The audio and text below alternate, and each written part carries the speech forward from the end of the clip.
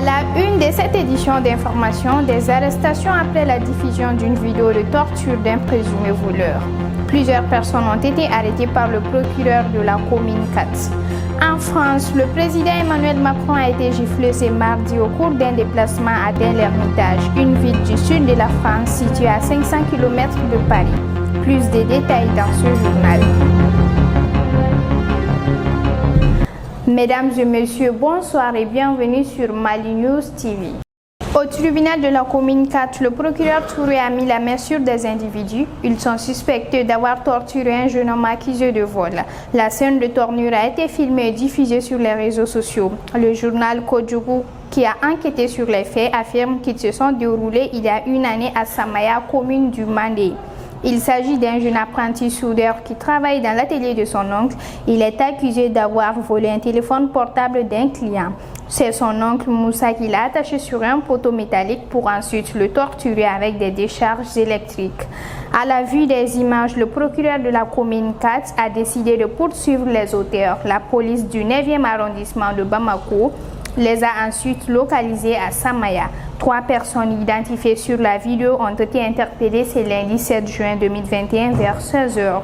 Le présumé auteur de la torture a pris la tangente. La police est à la recherche du fugitif.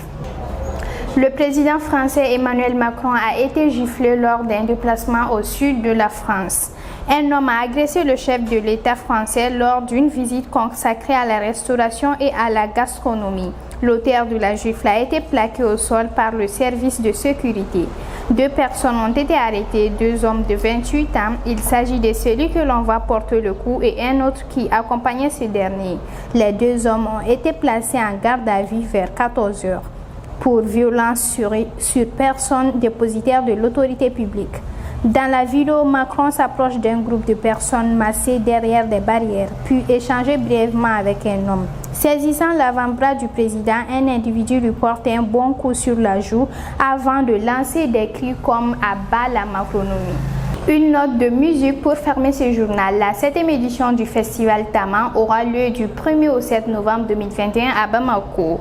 Le directeur du festival, Cheikhna Sissoko, a rencontré la presse ce lundi 7 juin au Palais de la Culture de Bamako. Je veux faire comprendre aux jeunes rappeurs qui utilisent les beats qu'ils peuvent chanter tout en utilisant nos instruments traditionnels tels que la calebasse, le ngoni et le ntama, a affirmé Cheikhna Sissoko devant les journalistes. C'est la fin de cette édition. Merci de l'avoir suivi. Rendez-vous demain à la même heure sur la même chaîne.